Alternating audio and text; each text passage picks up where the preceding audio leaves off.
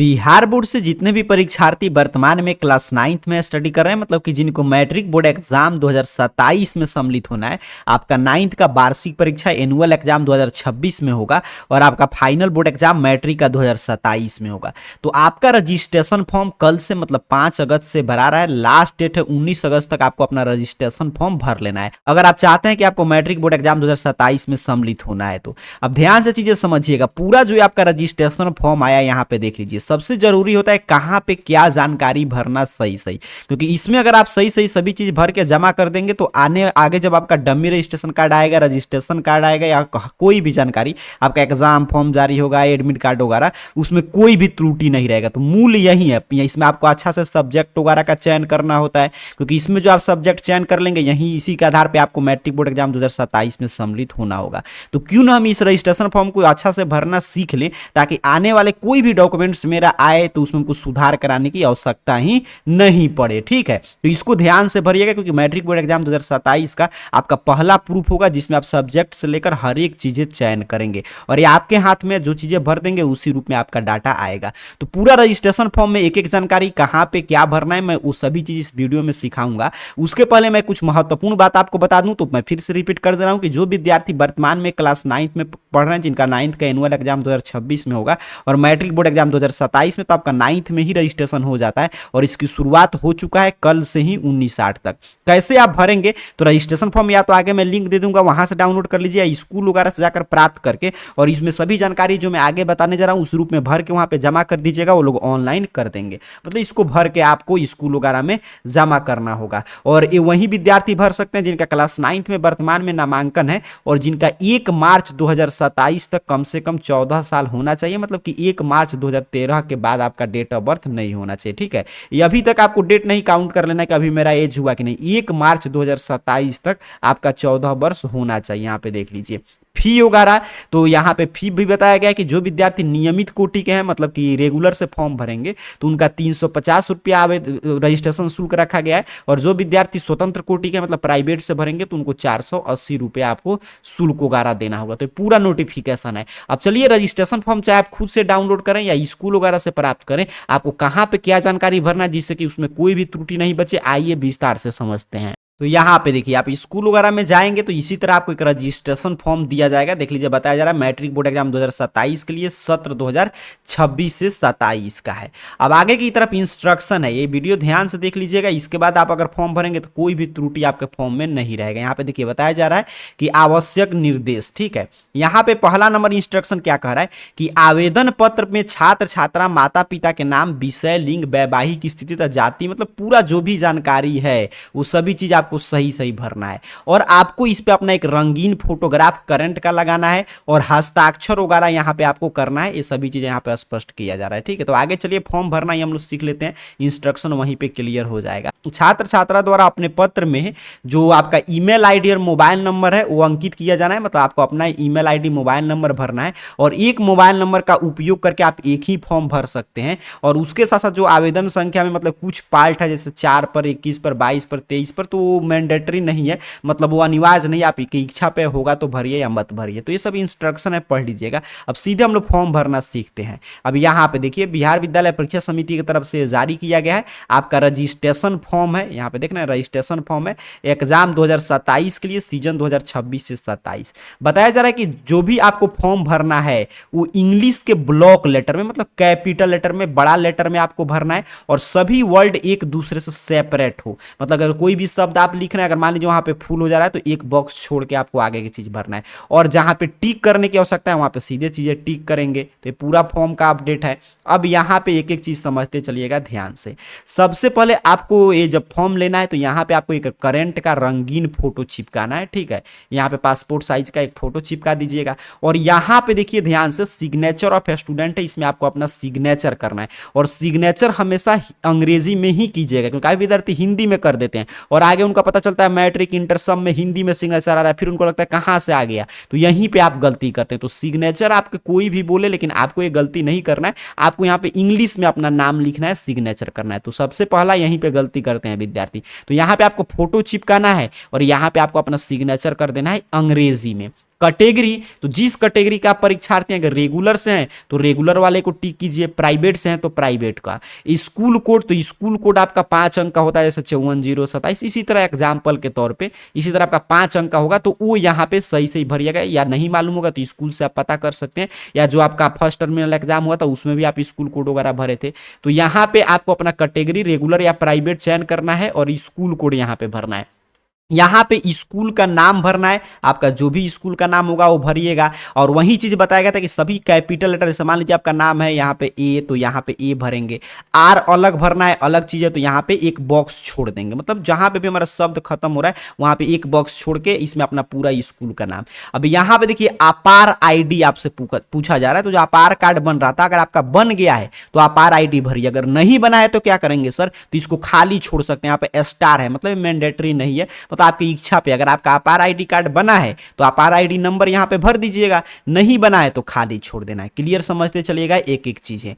अब यहां पे आपको अपना नाम हिंदी में भरना है, जो भी आपका नाम होगा इस बॉक्स में पूरा हिंदी में अपना नाम भरिएगा।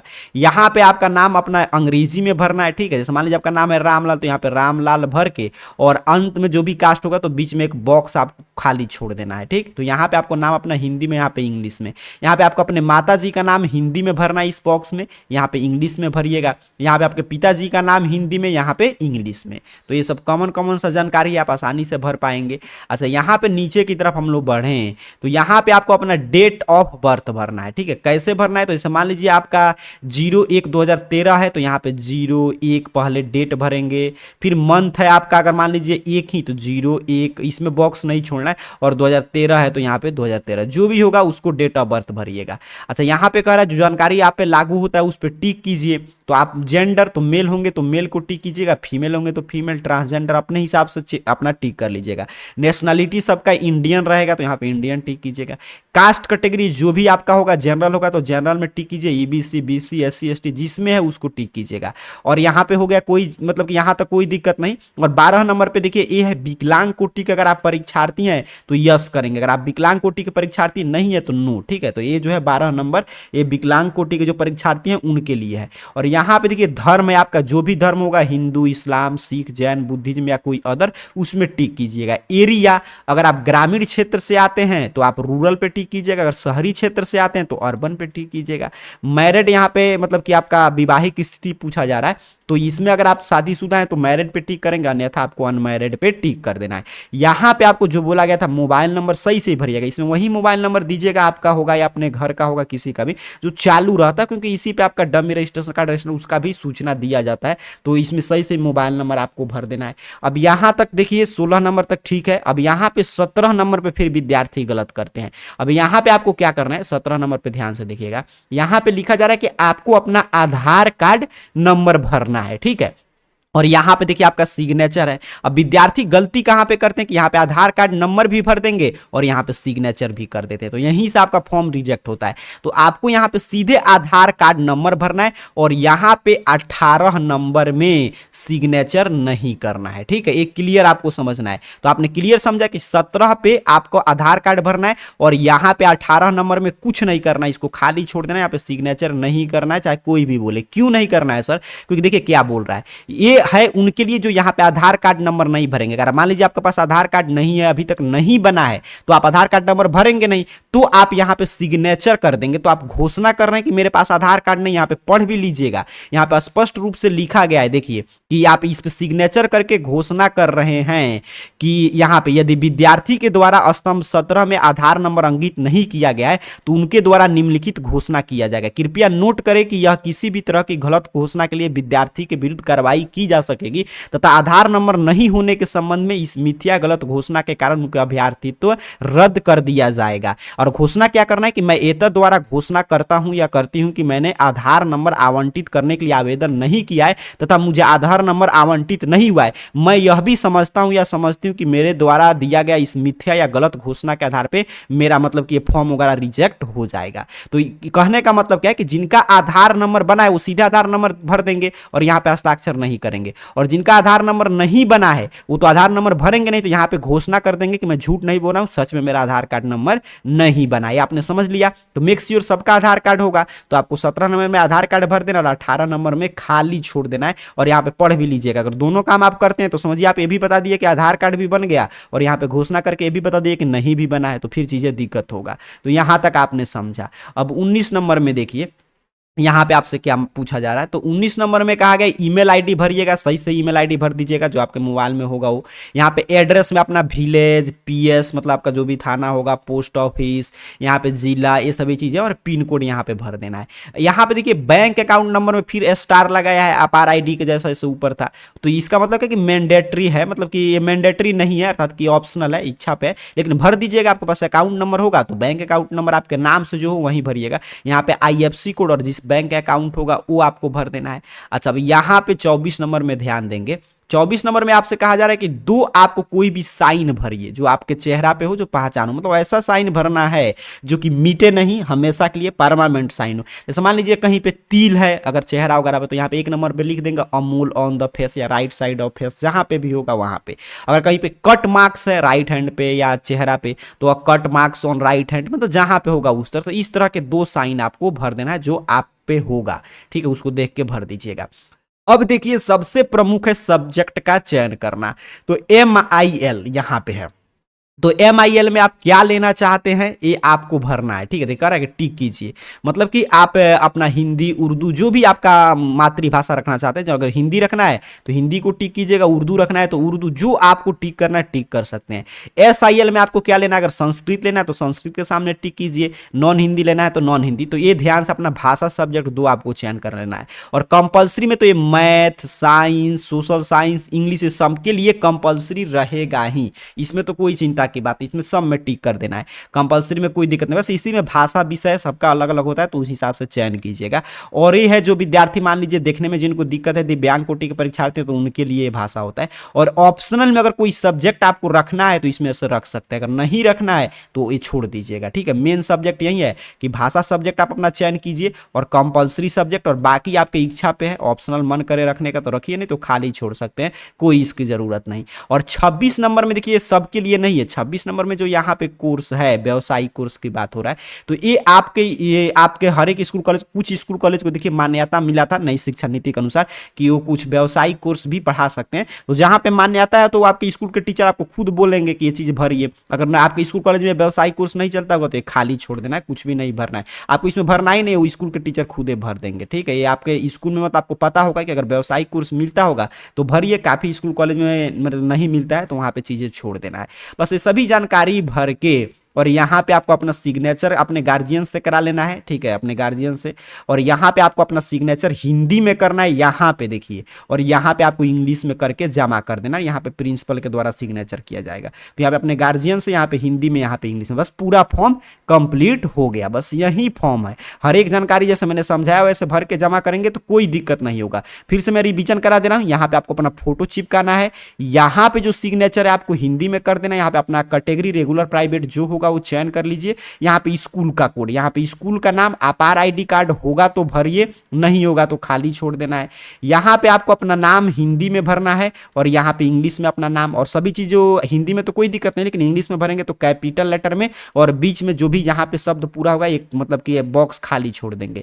यहाँ पे अपने माता जी का नाम हिंदी में, उनका नाम इंग्लिश में, यहाँ पे अपने पिताजी का नाम हिंदी में, फिर इसमें इंग्लिश में, फिर यहाँ पे डेट ऑफ बर्थ, फिर यहाँ पे जेंडर जो आपका होगा उसका चयन कीजिए, नेशनलिटी सबका इंडियन है तो इंडियन, कास्ट कैटेगरी जो कि जिस कास्ट कैटेगरी के होंगे वो 12 नंबर में, जो विद्यार्थी दिव्यांग कोटि के होंगे वो यस करेंगे, अन्यथा आपको नो करना है। यहाँ पे 13 नंबर पे आपको अपना धर्म का चयन कर लेना है। 14 नंबर पे देखिए आपका रूरल अर्बन जो एरिया होगा, मतलब ग्रामीण क्षेत्र से होंगे तो रूरल, शहरी क्षेत्र से होंगे तो अर्बन पे टिक कीजिएगा। और यहाँ पे अगर आप शादीशुदा है तो मैरिड में, अगर आपका शादी नहीं हुआ तो अनमैरिड। यहाँ पे आपको अपना मोबाइल नंबर सही से ही भर देना है। और फिर यहाँ पे 17 नंबर में आपको सबके पास आधार कार्ड होगा ही, तो यहाँ पे आधार कार्ड नंबर आपको भरना है और यहाँ पे सिग्नेचर नहीं करना है, क्लियर समझिएगा। फिर यहाँ पे नीचे की तरफ बढ़िए तो 19 नंबर में आपको यहाँ पे ईमेल आईडी भर देना है, और यहाँ पे अपना एड्रेस, विलेज, पोस्ट ऑफिस, ये सभी चीजें का पिन कोड वगैरह। और यहाँ पे बैंक अकाउंट नंबर अगर आपके नाम से होगा तो अकाउंट नंबर, IFSC कोड और अपना बैंक का नाम। यहाँ पे 2 साइन कोई भी, जैसे जो भी आपके चेहरा पे या कहीं पे भी चिन्ह हो जिसे किसी को आप दिखा सकते हैं,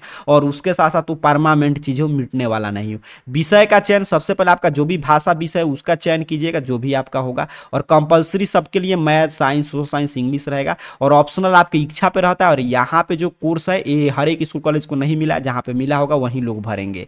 अच्छा, यहाँ पे आपको अपने गार्जियन से सिग्नेचर करा लेना है, यहाँ पे अपना हिंदी में, यहाँ पे इंग्लिश में सिग्नेचर करके जमा कर देना है। ऐसे आप सभी चीज सही से भरेंगे, स्पेलिंग मिस्टेक वगैरह नहीं करेंगे तो आपका आगे आने वाला जो भी होगा dummy registration card, original registration card, उसमें कोई भी त्रुटि नहीं रहेगा। तो यही फॉर्म मिलेगा विद्यालय से, इसी रूप में आपको सभी चीज भर के जमा कर देना है। आपको रजिस्ट्रेशन फॉर्म की संपूर्ण जानकारी चाहिए, पीडीएफ वगैरह डाउनलोड करना है, ऑफिशियल नोटिफिकेशन पीडीएफ खुद से भी डाउनलोड कर सकते हैं और देख सकते हैं कहां पे क्या जानकारी भरना है।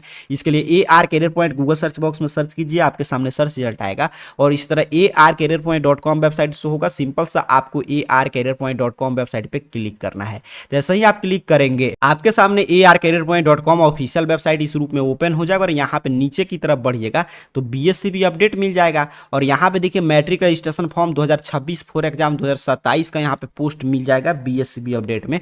सिंपल सा आपको इस पोस्ट पे क्लिक कर देना है। यहाँ पे आप जैसे ही क्लिक करेंगे आपके सामने कुछ इस तरह एक जानकारी ये ओपन कर देगा, पूरा जानकारी है जैसे कि कितना फी लग रहा है, डेट वगैरह हर एक चीज है।